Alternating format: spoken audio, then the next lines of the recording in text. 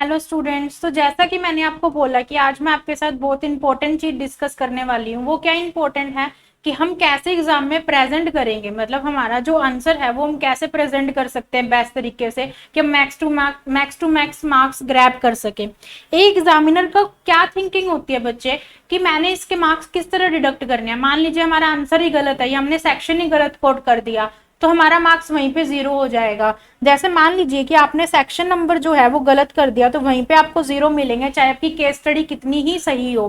फिर उसके बाद मान लीजिए आपने आंसर टू का आंसर लिखना है और आपने गलती से यहाँ पे 3 लिख दिया तो वहीं पे आपको 0 मार्क्स मिलेंगे। ये मेजर मिस्टेक है जो बच्चे, कई बार मैंने टेस्ट सीरीज में भी देखी है कि आंसर 3 लिख रहे होते हैं और वहां पे आंसर 2 मेंशन कर देते हैं, तो मैंने भी उनको 0 ही मार्क्स दिए हैं। क्योंकि एग्जामिनर क्या है कि आंसर की में 3 का आंसर देखेगा और आपने लिख रखा है 2 का, तो वहां पे आपको 0 ही मिलेगा। वहां पे कोई स्कोप नहीं है कि वो आपको मार्क्स देंगे।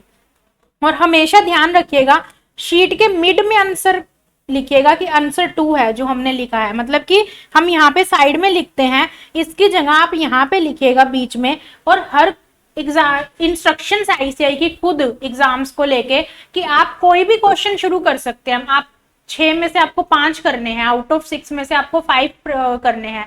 उसके बाद क्या है कि आप 5th भी क्वेश्चन स्टार्ट कर सकते हैं, देर इज नो इशू। पर 5th के सारे पार्ट एक जगह होने चाहिए सीरीज में। आईसीए ने स्पेसिफिक इंस्ट्रक्शंस दिया है। बच्चे क्या करते हैं, 5th का डी अप कर दिया, फिर फर्स्ट का ए कर रहे हैं, फिर उसके बाद सेकंड का ए कर रहे हैं, नेक्स्ट 5th का सी कर रहे हैं। तो इससे क्या है, एग्जामिनर की मेहनत बढ़ जाती है। तो एग्जामिनर जहां पे उसकी मेहनत आप बढ़ाओगे वहां पे वो अपने आप आपके मार्क्स डिडक्ट कर लेगा। तो हमेशा ध्यान रखिएगा कि हर क्वेश्चन आप जो मर्जी स्टार्ट करें पर हर पार्ट जो है वो एक ही जगह होना चाहिए, उस क्वेश्चन के सारे पार्ट सीरीज में होने चाहिए। मान लीजिए आपने 5th क्वेश्चन स्टार्ट किया है तो इसका ए बी सी डी सब एक ही जगह होना चाहिए। मान लीजिए आपको बी नहीं आ रहा है तो आप उसके लिए शीट ब्लैंक छोड़ दीजिए वहां पे, पर आप ये नहीं है कि 5th का भी कहीं और कर रहे हैं पेपर में, तो वो नहीं होना चाहिए। तो वहां पे ब्लैंक छोड़ दीजिए। जहां पे आपका 5th खत्म हो गया है वहां पे वो पेज छोड़ के नेक्स्ट पेज से स्टार्ट कीजिए नेक्स्ट क्वेश्चन, ताकि मर्ज ना हो आपस में। मान लीजिए 5th चेक करते करते करते करते वो सेकंड भी चेक कर दिया और मार्क्स 5th और सेकंड के दोनों के एक ही दे दिए आपको, तो आपका तो बहुत बड़ा लॉस हो गया।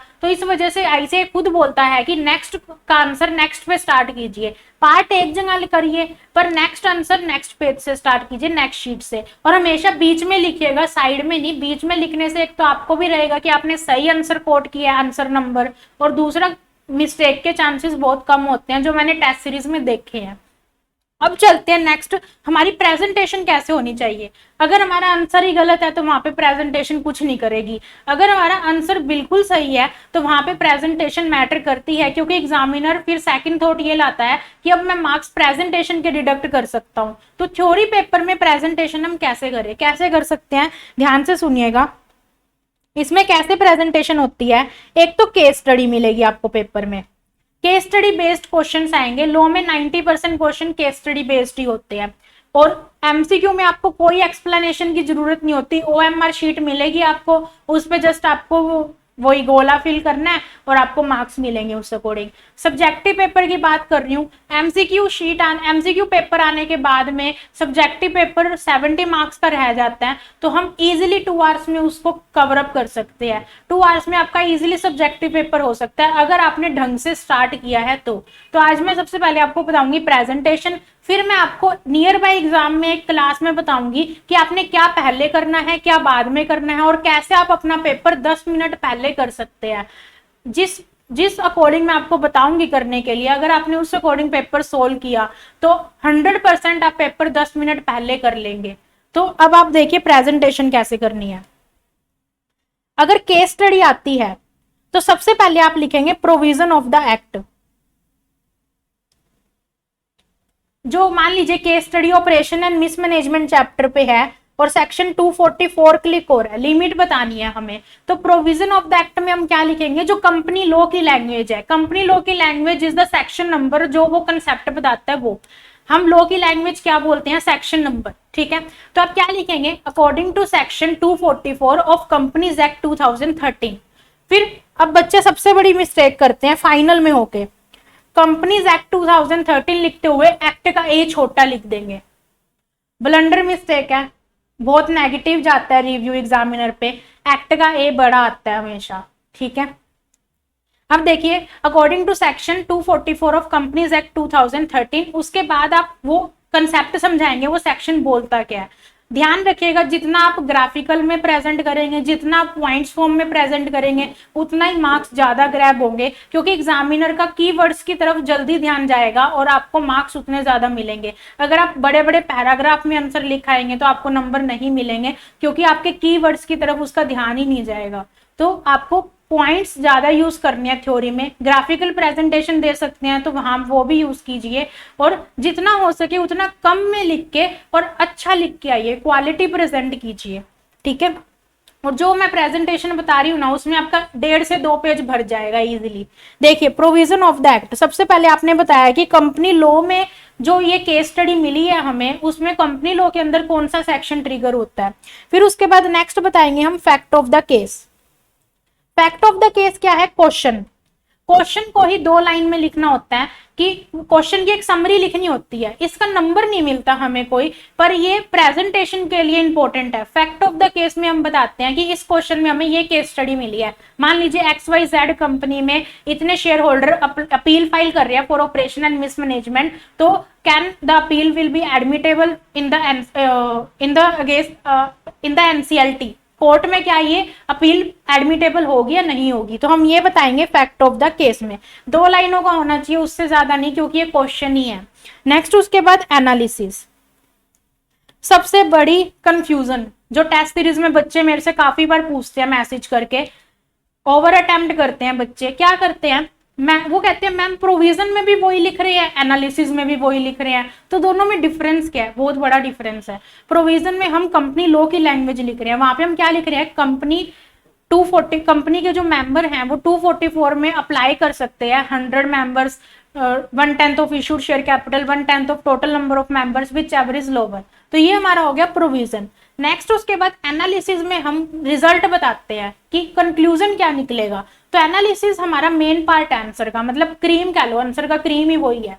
तो एनालिसिस में हम क्या लिखते हैं कि हम यहाँ पे केस स्टडी का नाम यूज करते हैं बच्चे, सबसे बड़ी बात, ABC लिमिटेड, XYZ लिमिटेड में ये X शेयर होल्डर है, Y शेयर होल्डर है, तो इसने अप्लाई किया है। अब यहाँ पे हम कैलकुलेशन करके दिखाएंगे कि उसके पास 10 लाख शेयर थे, उसका 1/10 किया, कंपनी में टोटल 50 शेयर होल्डर है, उसका 1/10 किया, और 100 विच एवर इज लोअर। तो यहाँ पे क्या कैलकुलेशन करके दिखानी है, केस स्टडी का नाम यूज करना है, analysis part is the result.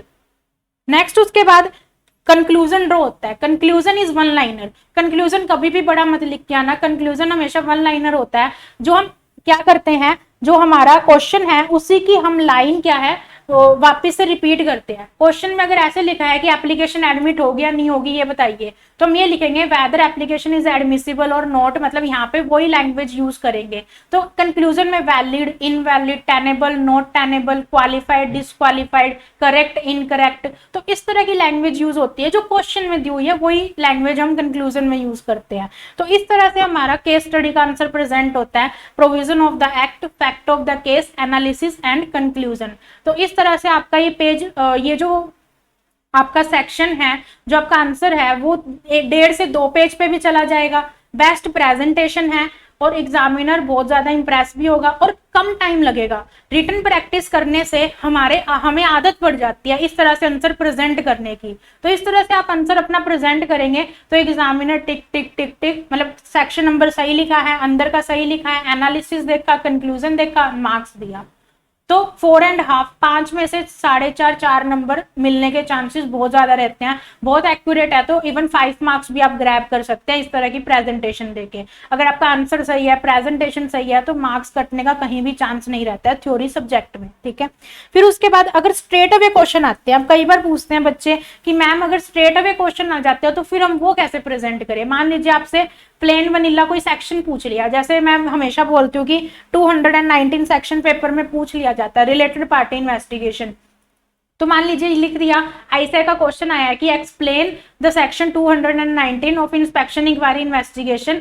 तो क्या हम एक्सप्लेन करेंगे इसके अंदर? सबसे पहले क्या है कि according to section 219 of companies act 2013, सबसे पहले आप एक्ट बताइए कि किस एक्ट का ये सेक्शन है। क्योंकि हम हमारे काफी एक्ट है, कंपनीज एक्ट तो है नहीं, पामला भी है, आर्बिट्रेशन भी है, फकरा भी है, फेमा भी है। और एक चीज ध्यान रखिएगा, हर एक्ट का आपको ईयर याद होना चाहिए।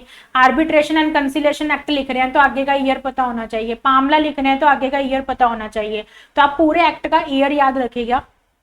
फिर उसके बाद वो एक्ट लिखने के बाद आप एक्सप्लेन करेंगे कि सबसे पहले 2 लाइनों में सिर्फ उसका नाम लिख देंगे, जैसे रिलेटेड पार्टी इन्वेस्टिगेशन, इसका मीनिंग बता देंगे कि जहां कंपनी पे इन्वेस्टिगेशन चल रही है तो उसकी रिलेटेड पार्टी पे भी इन्वेस्टिगेशन चल सकती है। Now this section describe what is the related party for that company. फिर उसके बाद हम पॉइंट फॉर्म में लिखेंगे कि रिलेटेड पार्टी ये सेक्शन ये बताता है। फिर लास्ट में एक कंक्लूजन ड्रॉ कर देंगे। कंक्लूजन कैसा होएगा यहाँ पे कि अब प्रोसीजर जो हमने बताया है या अब सेक्शन जो हमने एक्सप्लेन किया है तो ये फॉलो करके हम रिलेटेड पार्टी इन्वेस्टिगेशन कर सकते हैं। कहने का मतलब क्या है कि स्ट्रेट अवे क्वेश्चंस में सबसे पहले ऊपर 2 लाइनों में उस क्वेश्चन में जो सेक्शन पूछा है या जो भी पूछा है आपसे वो एक्सप्लेन करना होता है। फिर उसके बाद उस सेक्शन का जो करक्स मतलब जो अंदर का मैटर है वो लिखेंगे और लास्ट में कंक्लूजन पार्ट में हम ये लिखेंगे कि अब जो हमने बताया है वो फॉलो कीजिए आप।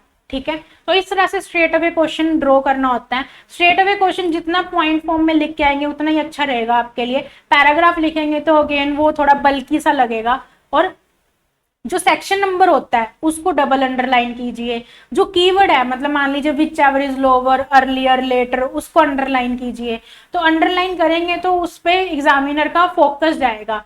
पेन सेम ही यूज करना होता है ब्लैक पेपर में, पूरे पेपर में कोई और कलर यूज कर नहीं सकते। तो सिर्फ हाईलाइट के लिए हमारे पास बचता है अंडरलाइन। तो अगर आप अंडरलाइन करके आएंगे डबल, स्पेशली ऑडिट के पेपर में, तो ऑडिट के पेपर में हम ऐसे का नाम नंबर लिखते हैं उसे अंडरलाइन कीजिए। जो कीवर्ड्स हैं आपके पॉइंट्स में, क्योंकि ऑडिट में पॉइंट्स बहुत ज्यादा होते हैं, 10 से 20 पॉइंट होते हैं, तो हर पॉइंट में जो आपका एक मेन कीवर्ड है उसको अंडरलाइन कीजिए जिससे मार्क्स मिले। पी में क्लोज को अंडरलाइन कीजिए, क्लोज शेड्यूल पार्ट को। तो इस तरह से आप अपनी प्रेजेंटेशन बेस्ट कर सकते हैं। प्रेजेंटेशन तभी बेस्ट होगी जब आपकी रिटन प्रैक्टिस होगी। आप डायरेक्ट एग्जाम में नहीं लिख के आ सकते जो मैं आपको बता रही हूँ, क्योंकि हम एग्जाम में भूल जाते हैं। क्यों भूल जाते हैं प्रेजेंटेशन को? क्योंकि पेपर देखते ही हमें सबसे पहले सारे सेक्शंस हमारे माइंड में, सारा कंसेप्ट हमारे माइंड में होच पोच हो जाता है, तो फिर प्रेजेंटेशन याद नहीं रहती। हमें ये रहता है जल्दी से जल्दी जो बस हमारे माइंड में है वो हम लिख दे ताकि हम भूल ना जाए। कहीं हमें 5 में से 3 पॉइंट ही याद हो लिखते टाइम, तो वो हमारे माइंड में चल रहा होता है, तो हम प्रेजेंटेशन भूल ही जाते हैं कि क्या बताई थी, क्या करनी है। तो वो तभी होती है बच्चे जब आप रिटन प्रैक्टिस करते हैं।